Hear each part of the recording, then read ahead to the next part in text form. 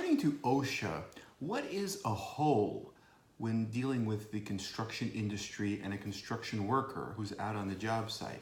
What is a hole? Well, according to OSHA, a hole is a gap or a void in a working surface that is 2 inches or more in its least dimension.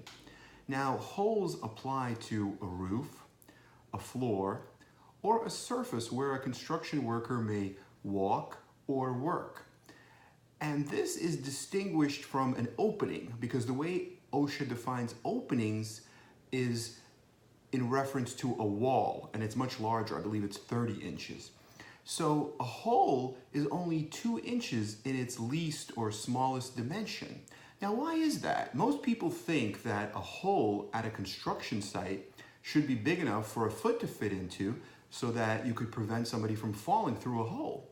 But OSHA really thought about that hazard as well as other potential hazards, because one of the hazards that you have at a construction site is, of course, falling through a hole. But another hazard that's also very important is a hazard of just tripping. When a construction worker is walking on a work surface or a roof, he can trip because of a hole. Another hazard is tools or other objects could fall through a small opening and injure somebody below. And yet another potential hazard is the one that deals with construction equipment.